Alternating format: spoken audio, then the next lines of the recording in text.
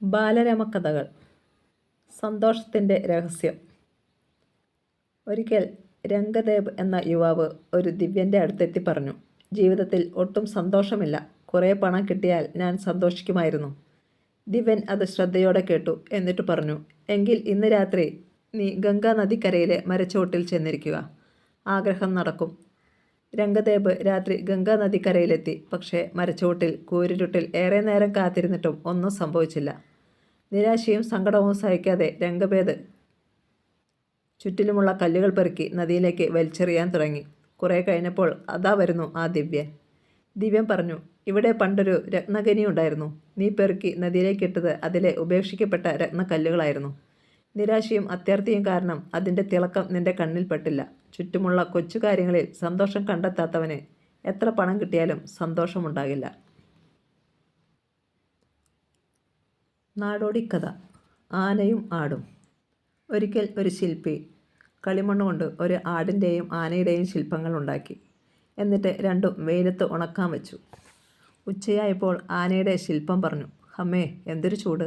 ഞാൻ തണലത്തേക്ക് പോവുകയാ. ആടേ, നീ വരുന്നോ? അത് കേട്ട് ആട് പറഞ്ഞു, ഞാനില്ല. എന്നെ എടുത്തു മാറ്റും വരെ ഞാൻ ഇവിടെ ഇരിക്കും. നീയും ഇവിടെ ഇരിക്കുന്നതാ നല്ലത്.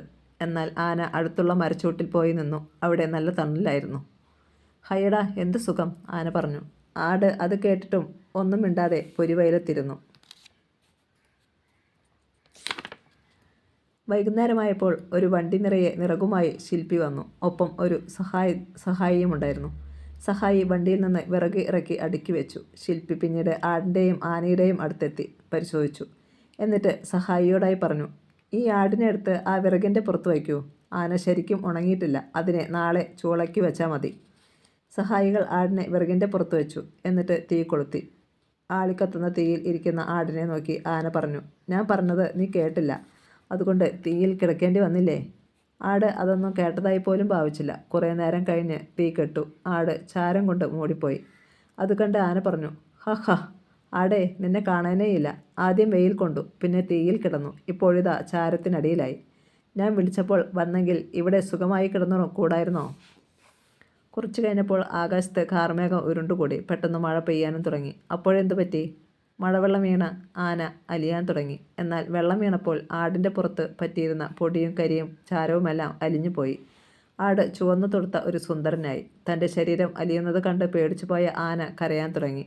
അത് കേട്ട് ആടിന് പാവം തോന്നി. ആട് വേഗം അടുത്ത് ചാഞ്ഞു കിടന്നിരുന്ന ഒരു മരത്തിൻ്റെ ചില്ലകൾ ഒടിച്ചെടുത്തു. അതെല്ലാം ആനയുടെ ചുറ്റുമായി കുത്തി നിർത്തി. എന്നിട്ട് അതിൻ്റെ മുകളിൽ കുറേ ഇലകൾ വിരിച്ചു. ഇപ്പോൾ ഒരു തുള്ളി വെള്ളം പോലും ആനയുടെ പുറത്ത് വീഴാതായി. കുറച്ചു കഴിഞ്ഞപ്പോൾ മഴ ശമിച്ചു. ആന അലിഞ്ഞു പോകാതെ രക്ഷപ്പെട്ടു.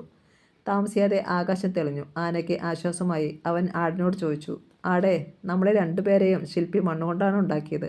വെള്ളം വീണപ്പോൾ ഞാൻ അലിയാൻ തുടങ്ങി. എന്നാൽ എത്ര വെള്ളം വീണിട്ടും നിനക്ക് ഒരു കുഴപ്പവും സംഭവിച്ചില്ല. നീ ചുവന്നു തൊടുത്ത് നല്ല സുന്ദരനാകുകയും ചെയ്തു. അതെന്താ? അത് കേട്ട് ആട് പുഞ്ചിരിച്ചു. എന്നിട്ട് പറഞ്ഞു, ആദ്യം ഞാൻ വെയിൽ കൊണ്ട് ഉണങ്ങി, പിന്നെ കഠിനമായ തീയിൽ വെന്തു. ആ കഷ്ടപ്പാടുകളെല്ലാം കഴിഞ്ഞപ്പോൾ ഞാൻ ഇങ്ങനെയായി. എന്നാൽ നീയോ കഷ്ടപ്പാടുകളിൽ നിന്നെല്ലാം ഒഴിഞ്ഞു മാറി. അതുകൊണ്ട് നിനക്ക് ഒരു മാറ്റവും സംഭവിച്ചില്ല. നമുക്കുണ്ടാവുന്ന കഷ്ടപ്പാടുകൾ നമ്മെ ശക്തരാക്കും. അതാണ് ശരിയെന്ന് ആനയ്ക്ക് മനസ്സിലായി. ഇനി ശില്പി പറയുന്നതെല്ലാം ഞാൻ അനുസരിക്കും. കഷ്ടപ്പെടുന്നതിന് മടി വിചാരിക്കില്ല.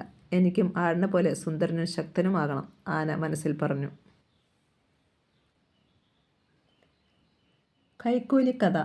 മഹാവിരുദ്ധനാണ് പാപ്പി. എന്നാൽ താനൊരു മണ്ടനാണ് എന്ന മട്ടിലാണ് നടപ്പ്. ഒരിക്കൽ പാപ്പി ഒരു കേസിൽപ്പെട്ടു. അയൽക്കാരായ രണ്ടുപേർ തമ്മിലുള്ള വഴക്കിൽ സാക്ഷിയാകേണ്ടി വന്നു. സംഗതി കോടതിയിലെത്തി.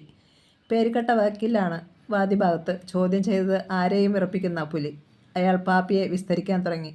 താങ്കൾ പ്രതിയോട് കൈക്കൂലി വാങ്ങി ഈ കേസ് ഒതുക്കി തീർക്കാൻ നോക്കിയില്ലേ? വക്കീലിൻ്റെ ചോദ്യം. പാപ്പി ചോദ്യം കേട്ട ഭാവം നടിക്കാതെ ജഡ്ജിയെയും നോക്കി നിൽപ്പാണ്. നിങ്ങളോടാ ചോദിച്ചത്. പ്രതിയോട് കൈക്കൂലി വാങ്ങിച്ച് ഈ കേസ് ഒതുക്കി തീർക്കാൻ നോക്കിയില്ലേ? വീണ്ടും ഗൗരവത്തിൽ വക്കീലിൻ്റെ ചോദ്യം. പാപ്പി അനങ്ങാതെ നിന്നു. വക്കീലിന് കലി കയറി. എടോ പാപ്പി, തന്നോടാ ചോദിച്ചത്, വക്കീൽ അലറി. പാപ്പി ഞെട്ടിത്തിരിഞ്ഞു. അയ്യോ, ക്ഷമിക്കണം, ഞാൻ കരുതി ജഡ്ജിയാമനോടാ ചോദിച്ചതെന്ന്. പാപ്പിയുടെ മറുപടി കേട്ട് വക്കീൽ കണ്ണുമിഴിച്ചു നിന്നു. Hero Honda. ഹോണ്ട നിർമ്മിച്ച മനുഷ്യരൂപമുള്ള റോബോട്ടാണ് അസിമോ. കളികളിൽ പങ്കുചേരാനും ശാരീരിക വിഷമതകളുള്ളവരെ സഹായിക്കാനും അസിമോവിന് കഴിയും. 1984 ഇന്ത്യയിലെ ഹീറോ സൈക്കിൾ കമ്പനിയുമായി ചേർന്ന് ഹീറോ ഹോണ്ട എന്ന പേരിൽ മോട്ടോർ സൈക്കിളുകൾ പുറത്തിറക്കി. ഹീറോ ഹോണ്ട വൻ ഹിറ്റായി. 2010 വരെ ഈ കൂട്ടുകെട്ട് നിലനിന്നു. ഇന്ന് വാഹനങ്ങൾക്ക് പുറമെ ജനറേറ്റർ, റോബോട്ടിക്സ്, വിവിധയിനം കാർഷിക യന്ത്രങ്ങൾ, വിമാന നിർമ്മാണം തുടങ്ങിയ മേഖലകളിലെല്ലാം ഹോണ്ട മുദ്ര പതിപ്പിച്ചു കഴിഞ്ഞു. തിരിച്ചടികളിൽ പതറാതെ പരിശ്രമിച്ചാൽ വിജയം സുനിശ്ചിതമെന്ന് സോയിച്ചിറോ ഹോണ്ടയുടെ കഥ നമുക്ക് കാട്ടിത്തരുന്നു.